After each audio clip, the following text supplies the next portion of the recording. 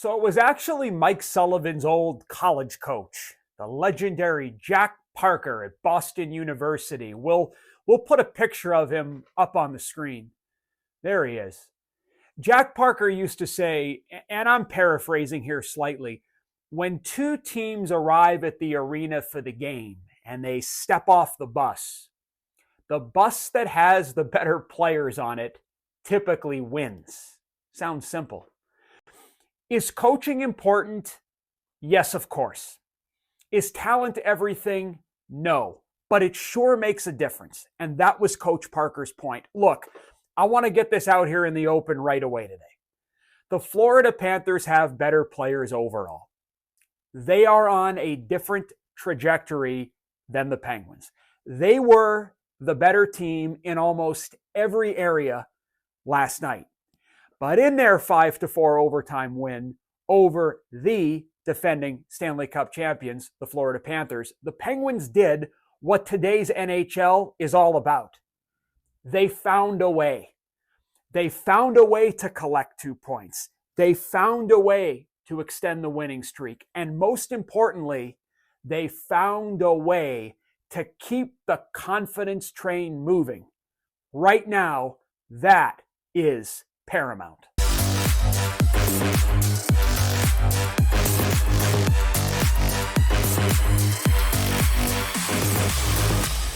So from my vantage point, and I was at Tuesday night's game, there were two separating factors in the Penguins' win over the Panthers. Two dynamics above everything else that were the difference in the hockey game. And these 2 points make up today's bottom line up front. The Pittsburgh Penguins did that right there. They finished. They finished early, and of course, they finished last. Malkin to Rust at 1:31 of overtime for the win. And once again, they got saves. They got that A-level goaltending that's critical for any team, especially a team in Pittsburgh's position, to be successful night in and night out in today's NHL. Even with limited shots for against one of the NHL's stingiest opponents, there's a confidence with the puck that we all know has been critical to the success of Penguins teams in the past. Over the past few games, they have found a way to finish at critical moments. And believe me, especially for the core of players on this team, finishing injects so much belief in the guys. It's something we weren't seeing much in the first 21, 22 games of the season. And I called attention to it multiple times because it's a very real factor. And then you have Tristan Jarry. Tristan Jarry was outstanding early on, and he was dialed in nearly all of the game. By my count, there were 8 to 10 huge key saves made by Jarry. Perhaps no one more timely than this one. We're going to put it up on the screen. Late in the game, Erik Karlsson sees Kevin Hayes up the middle, but Hayes is surprised by Adam Boqvist, and Jarry makes a quality save with 2:25 to go on Carter Verhaeghe to get the Penguins to overtime. More on Jarry, his critical stops, the timing of those very, very key saves, and the impact on the overall game in just a bit. Now, when you get the big saves you need, regardless of how you're playing, what ends up happening in those instances is momentum. You either halt momentum or you delay the opponent from getting momentum. And that's what happened last night. Some of Jarry's biggest saves came with 2-goal leads. And the fact that he was able to make those saves allowed for the Penguins to create that cushion that was oh so important by the end of the night. One last point on Jarry that you may not have caught if you watched the game. The Florida Panthers are a very heavy forechecking team. It's central to their identity. A lot of you know that. They didn't get to the forecheck, though, very much last night. There's a saying in hockey: placement, pursuit, then possession, in that order. The Panthers were able to place the puck, but they weren't able to pursue it as effectively and possess it as much, because on many occasions it was Tristan Jarry who disrupted the Florida forecheck by stopping wraps and handling the puck effectively. That was an underrated key in last night's game, and very much a plus for Jarry and the Penguins. Okay, back to the topic of finishing. When you finish as a hockey player and as a team in critical moments, when you score on your opportunities, the Penguins scored last night 5 goals on just 16 shots, you build mojo of your own. In 3 of the last 4 games, the Penguins have created that multi-goal cushion. And as Mike Sullivan and the players stated post-game, there's a different belief, a different attitude, and a different mindset when the team gets kicked. All right? They aren't going down as easily. They may stumble like all teams do, but they haven't fallen much lately. Believe me, the finishing and the saves, the goaltending, I'm hammering this home, has a lot to do with that recently. You know, I thought there were also 2 other things, 2 critical momentum moments in the game that the Penguins survived that I want to draw attention to. The first was the disallowed goal early on that was the result of the coach's challenge. If the Penguins didn't challenge, if the Penguins didn't win the challenge, that would have given the Panthers an early lead. Props to the Penguins video coaches, Madison Nickel and CJ Delamonte, who are quickly making names for themselves in this market because they have their finger on the pulse the entire game. I think we all agree that a Panthers goal could have changed the complexion of the hockey game. Now, here's another one, all right? I also want to draw attention to, it was the halfway point of the second period. This was a critical moment. We're actually gonna overlay the video as I talk us through it, okay? The Panthers had over 50 seconds of zone time. You'll recall Brian Rust was without a stick for a good bit of it. Sid ices the puck as the Panthers' zone time hits roughly a minute, and then Brian Rust pulls off what I call a veteran move. And I'm actually surprised the Panthers didn't raise a bigger stink over this, because normally there's pressure from the opponent and the officials for the team that iced the puck to really hurry up in this situation. Rust, being the experienced pro that he is, takes his dear time heading to the bench to change sticks. The Penguins equipment staff always has spare sticks ready on the fly, as we've seen in the past. But at this moment, it's all casual on the Penguins bench. And I've actually timed it for us. Exactly 40 seconds passes from the time Sid ices it and the Panthers touch it to the point when the puck gets dropped on the next play. Now, you might recall that I am a proponent of a coach using his timeout in critical moment situations. And I remember when Sid iced the puck, I was thinking to myself from the stands at PPG Paints Arena, Sully, use it now. You're getting outshot. The Panthers have life, but man, you're up 3-1. You don't want to lose your grip on the scoreboard. You don't want to lose this 2-goal lead. But as I watched Russ take his dear time, veteran move to head to the bench to change his stick, I realized Sullivan doesn't need to use it. They're essentially getting a mini timeout right now. You might not agree with me, okay? But I think this veteran move by Brian Rust was really key to buying some extra time and halting momentum, even if it was ever so slightly.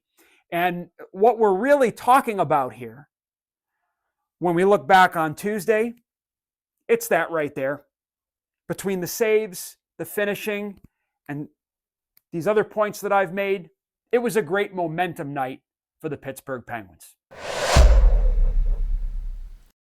All right, so a few other observations or other points from last night's game, and then we'll go through these, and then we'll look at the video here in just a bit.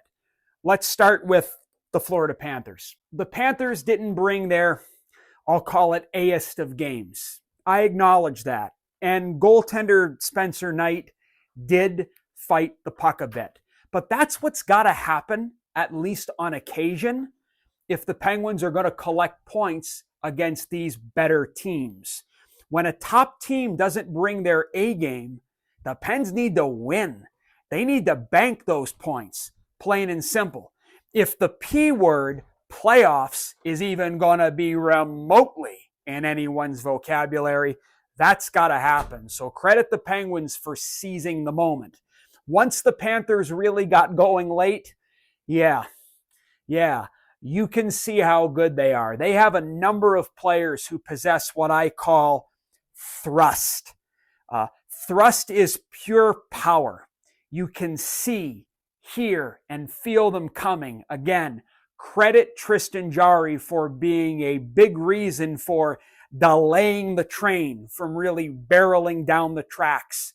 The Panthers train was going throughout, but it was really barreling down the tracks later in the game. I want to talk about, I guess they're called the fourth line, the line of Lizotte, Beauvillier, and Michael Bunting. This group really intrigues me, okay? Lizotte and Beauvillier, they're like two peas in a pod. They thrive on competing defensively and offensively in the tight areas. You know my feelings on Anthony Beauvillier from past episodes. And when it comes to Lizotte, gang, he's been dragging his teammates into the tight areas, into the fight, since he played junior hockey as a 17-year-old, get this, with the Minot Minotauros of the North American Hockey League. I actually coached against Lizotte for 2 seasons and watched him do as a teenager exactly what he's doing for the Penguins, who are 7-2-2, by the way, when Lizotte is in the lineup. That's what he and 72 Beauvillier have been doing for Michael Bunting. They've dragged him into the hard areas that Bunting needs to live in. They've made the game plain and simple for Bunting, who needs to play a simple game to be effective. They are making it cool to play in the hard areas of the rink. They're good at it. And they're making Michael Bunting really good at it. The three of them make a neat line, okay? I guess we call this the second line, right? Malkin, O'Connor, and the newbie, Tomasino. This line definitely has something. Time will tell if that something can be sustained, but I'm starting to see yin-yang chemistry, if I can use that term, developing between Malkin and Tomasino. It's got a hint of Crosby-Gensel to it. It's only been a handful of games, I know, but there's a speck of that there. It's two players with vision and stick skills that can set each other up, and it's supported and at times driven by the engine, Drew O'Connor, who also has enough skill to keep the chain moving. And we saw that with the Pens' second goal of the game last night. Now, when it comes to Tomasino, this guy right here, 53, what I like about him is that he's also showing he can play not only with Malkin and at times do the give and go thing, show the vision, match the skill, set him up, but he's also got the intensity and the jam to play with O'Connor. I like these three. Is Tomasino prone to the occasional defensive gaffe like we saw last night? Yes. He's a young player. He'll be coached. He'll get better, but I like this group so far. Hayes, Achari, Nieto. I'm not sure if they're the third line or the fourth line on paper. I don't know. I felt they were the weakest line last night. The way I would describe them, I wrote down on the board Lego analogy. They're like three Legos that belong in the set, meaning they're players that belong in the league, but they don't necessarily connect well together. One guy is cerebral and conscientious defensively, but needs a few steps to get going. The second guy is similar, but a little less conscientious defensively, though he's trying. And the third guy is a bit of a speed guy, all right? I'm sure that this line on the depth chart can be improved, but here's Sullivan's dilemma. You got to be careful. You got to be careful about messing with the winning lineup. So I suspect come Friday, this is going to stay the same, even if it's a little off. The decor, average at best. Do we really need to dive deep here? I don't think so. Not much has changed here for me when it comes to the decor. I do think the D was effective last night at getting shots through from the point against the Panthers. I think that really helped with some of the offense that the Pens got, although it wasn't very much. Bottom line is, when the Penguins defensemen are dots in and they're direct with the puck, they are at their best. When they think lateral with the puck and when they vacate the guts of the rink, many of them really get exposed. You have some decors in the league that are never skating backwards. They're always surfing up, angling, taking away time and space. But this decor, the Penguins decor at this moment in time, they're different. They're different. They've got to protect the guts of the rink. They've got to protect the middle. They did a pretty good job of that last night. And yes, great goaltending helps. And as an aside, while I am on this point, talking about the decor, stand by for a future debrief episode. We're going to closely examine Owen Pickering's game, similar to what we did with Erik Karlsson in episode number 8. So stand by for that. Okay, what we're going to do now is we're going to transition from here over to the film room. And we're going to look at a few video clips that really helped the Penguins in momentum situations. These video clips should support some of the coaching points that have been made here today. So let's do it. Let's jump from here over to the video room. And what we're going to do is we're going to start with a really, really important sequence in the first half of the first period in last night's game. It's early in the first period, and what you're going to see here in this very lengthy clip, some of you might see a Florida Panthers team dominating territorially. Yes, I see a Pittsburgh Penguins team that defends, really doesn't give up much of anything, and sends a message that they are willing to defend when they need to in the game. So the Panthers pursue on the forecheck. What I like here is the Penguins stop, 5 in the picture. That's exactly how they need to play. And what you're going to see in this clip is proper defending. One hand on the stick in pursuit by the defenders. There's a little bit of a block in tight. Noel Acciari stick down over here, extended, stops on the man. Owen Pickering, really strong in the corners, trying to hit and pin, followed up by Matt Nieto. Shea in great position. This is called protecting the doorstep. Hayes and Acciari as wingers in the picture. 5 in the picture.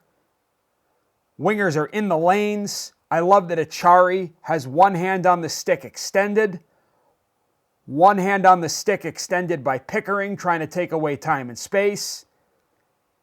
Matt Nieto trying to get in. This is called second quick, getting in second before they do. Penguins stop and start. This is great work by Kevin Hayes. His responsibility as the weak side winger in this area here, he has two. Eye the point, but also be within striking distance of this F3 if he's at or inside the dot. That's a great job there by Hayes to disrupt the play. One hand on the stick extended here by Hayes, taking away time and space, real good. Stick down and extended here by Nieto, real good. See, the Panthers are dominating territorially. Yes, I get it, but the Penguins are giving them nothing. They're angling the Panthers away from their net, which is key. Pickering again does a good job of that here, angling away from the net. Hayes is in good position. Nieto's in good position. Shea's making an effort. Yes, the Panthers are having more fun here than the Penguins, but the Penguins are giving up nothing. Another big block. We can see the zone time clock down here in the Panthers broadcast. But the Penguins are in great position. One hand on the stick extended. One hand on the stick extended. Stops and starts 5 in the picture. And the Penguins finally get a little bit of daylight. Why are you showing this, FA? I'm showing this because I think it's really, really important that the Pittsburgh Penguins played committed, that they survived this sequence, and that they sent a message that if you do this to us, we are willing to defend and get in your way. And as a result, that will make us hard to play against tonight. Earlier on in the episode, I mentioned that the Florida Panthers have a lot of players with a quality that I call thrust. One of the best Pittsburgh Penguins thrust players is this guy, Drew O'Connor. First off in this clip, I talked about this earlier in the episode. Here's Tristan Jarry disrupting the Florida Panthers forecheck by handling the puck with a good, some call this a net bump. Some teams call it an overpass. Some teams use the goalie breakout call reverse here.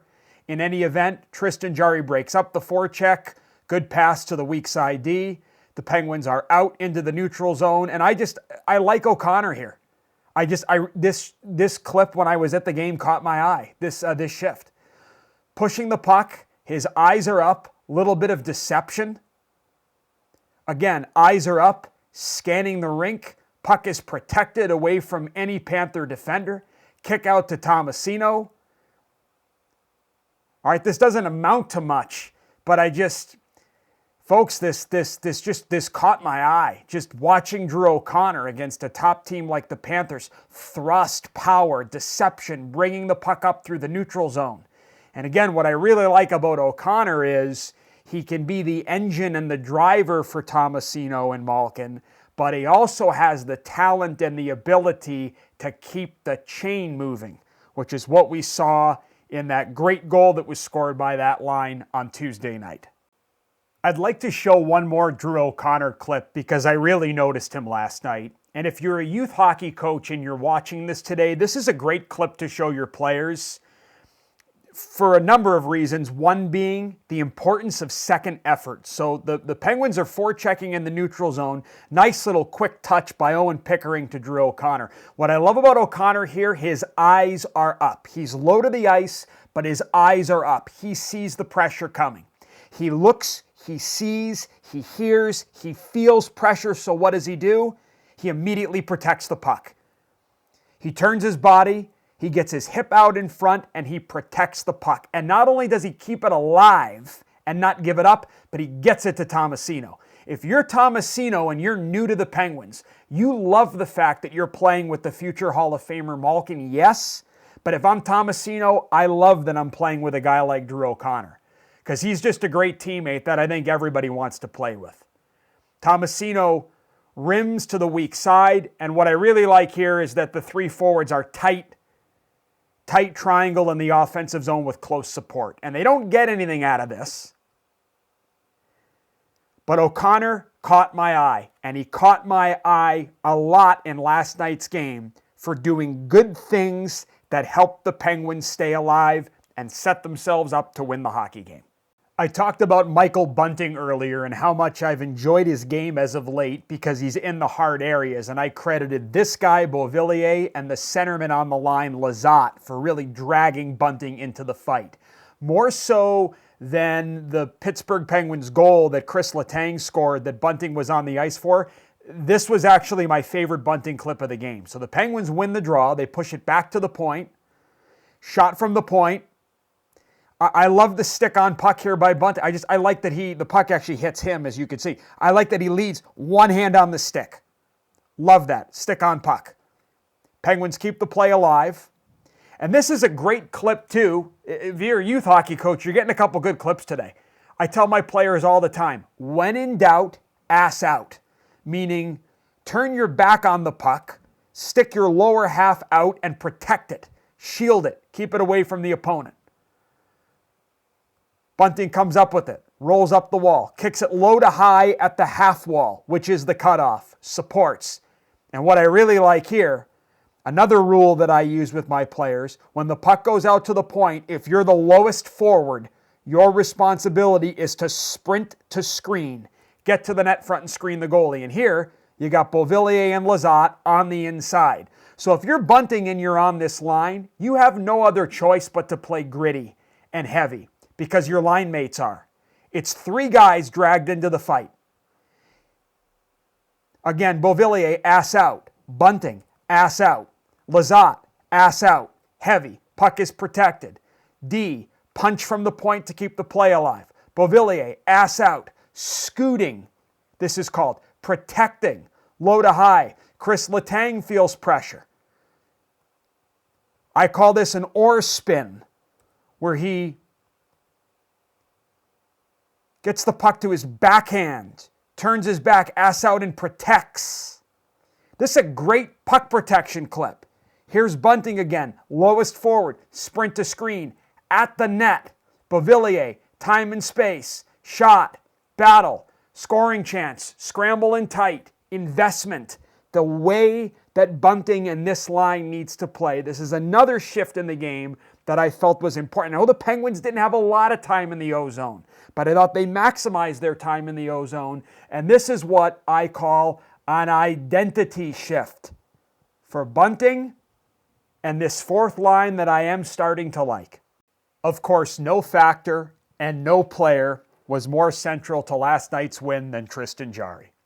Key saves at key times that either delayed or halted Florida's momentum. And Jarry made a number of key stops when the Penguins had 2-goal leads in the hockey game, as I mentioned earlier. So here's that first period pizza by Blake Lizotte. He throws a pizza up the middle. That's what it's called in hockey. And actually what happens here is Lizotte, the challenge with Lizotte is he looks but he doesn't see. See, he looks up at the last second and kicks this puck back to Marcus Pettersson. He's not analyzing. He's not taking in information from the entire 360 degrees of the rink. He just looks up at the last second, but he doesn't see Sam Bennett coming through, and it's a turnover. And he knows it right now. Look at him look up at the ceiling. Look at him look up at the ceiling. He knows right now it's a turnover. And I'm actually not entirely sure, gang, if Jarry gets a piece of this. I think he gets an inch on it. And I'm going to call it a huge save. Minimally, a huge moment of the game. If Sam Bennett scores here with 7 minutes left in the first period, minimally the Panthers have life going into the dressing room. But instead, it's no goal, and the Penguins hold that 2-goal lead. Not even 1 minute later, the Panthers get another chance in tight that Jarry thwarts. Penguins are up 2-0 first period. We can see 6:36 left. Florida wins an O-zone draw. We see a bit of a pump fake from the Panthers defenseman, buying time for the forwards to get to the front of the net. Carlson and Pettersson are doing a good job boxing out. I love how Tristan Jarry is low and looking through the traffic, which is something I believe goalies should do. He's there in square, makes the first save, rebound pops out. Pettersson loses his guy for a half second, but what I love is Jarry stays square. and if there's any goalies watching or goalie coaches watching, it's really important, goalies, after you make this save, if the rebound pops free, you got to keep your hands tight to your body so that minimally the puck doesn't go through. Jarry stays big, tall, and keeps his hands tight to his body so that the puck doesn't come through, and he squeezes and holds on.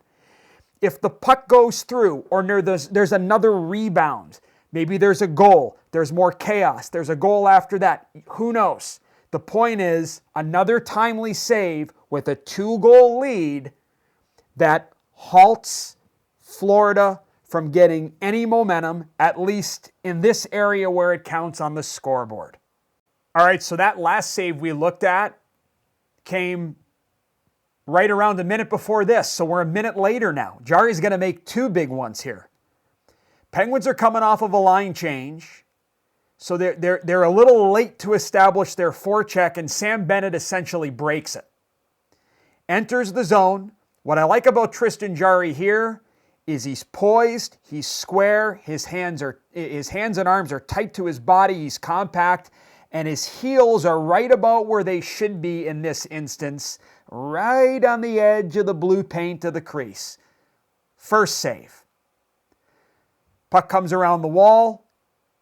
Here come the Pens off the rush, little deposit. Spencer Knight handles the puck, breaks the Penguins' forecheck up in a sense. Panthers get a real key stick-on puck here in the corner. Again, one hand on the stick. They come up with it. Now they do the same thing the Penguins did. They deposit. Here's Jarry again, disrupting the forecheck. Pass to the other side to Grzelcyk. This is actually a pretty good read by Grzelcyk to go to the middle. It just bounces off Nieto's stick. The only thing that bails you out when this happens is goaltending. You need a save. And the Penguins get another one from Tristan Jarry, who's atop his crease, square, hands and arms tight to his body, heels on the edge of the blue paint, squeezes the puck to his body, no rebound. These are 2 of about 4 or 5 real key saves in the first period, specifically at 2-0, that keeps the Penguins' lead intact. So key. Here's another one with a 2-goal lead. Letang goes back for the puck. This is the Grzelcyk turnover, then this one's on him. What he does here, I think, is he tries to one-touch the puck to Noel Acciari in the middle without having firm control of it. And it's a turnover. This is not a shot in Jarry's belly. This is a good shot. Low to the ice. Left side creates a rebound. 1 save, 2 saves in tight by Tristan Jarry. And this could have easily become 3. But Jarry gobbles up the rebound. So a really key save by Tristan Jarry. Another key save with a 2-goal lead that doesn't give the Florida Panthers life. The Pittsburgh Penguins are 11, 12, and 4. Let's be honest, they probably should be. The New York Rangers, the Penguins' next opponent, are 13, 10, and 1 and probably should not be. They're a bit of a struggling group right now, and they are surrounded by a lot of noise and chatter related to possible changes. The Penguins don't want to be the Rangers' coming out party.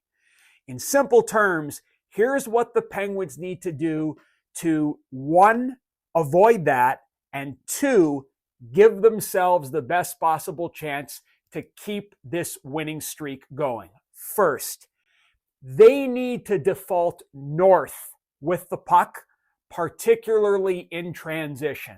The Rangers thrive on counterattacks. If the Penguins go lateral, east-west, as much as they did on Tuesday, and they don't connect like they didn't do often on Tuesday, it's going to put strain on Jarry and the D-core themselves. Don't flirt with fire. Forwards, hustle back and fill lanes. D, be simple, predictable, and direct in transition. This is also likely going to be key because Peter Laviolette coach teams typically utilize a left wing lock in the neutral zone. One of the most effective ways to beat any forecheck, particularly a lock, is to default direct and move it before they can get set up. Let's see that on Friday night. The New York Rangers penalty kill, I don't know if you know this, is second in the league at 85.7%, and their power play is 11th at 23.4. That's 109.1 combined. Top special teams units in today's NHL need to strive to combine for about 110. The Rangers are right there.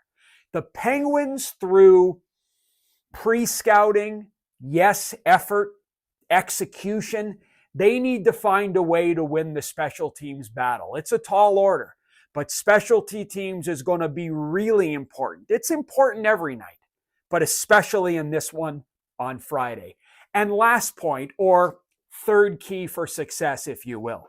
The Penguins as a whole, particularly their D-core, are showing improvement at knowing when to use one hand and when to use two hands to defend. I always tell my players, one hand in open ice, like a magic wand, your stick will do much of the defending for you. But two hands in tight, like a shovel, when we go to battle for that puck. The Penguins need to be sure that defensively, they have their shovels intact, in tight. The Rangers are good in front of the net. So low defenders around the net in the D zone, get underneath sticks. Get underneath sticks versus the rush as well. Be sure to look, see, and then fully eliminate Rangers sticks. We can't afford any blinders in this area on Friday. Being in the right spot isn't enough. We've got to be in the right spot. We've got to be aware. We've got to be communicating, and we've got to be eliminating the opposition. All right, the Penguins are making it interesting. They found a way again on Tuesday night. Let's see if they can do it in the Big Apple on Friday. Whoever you are, wherever you are, I hope you enjoy Penguins hockey throughout the weekend, and most importantly, enjoy our great sport because it is the absolute best. Thanks, everybody, and we'll see you next time.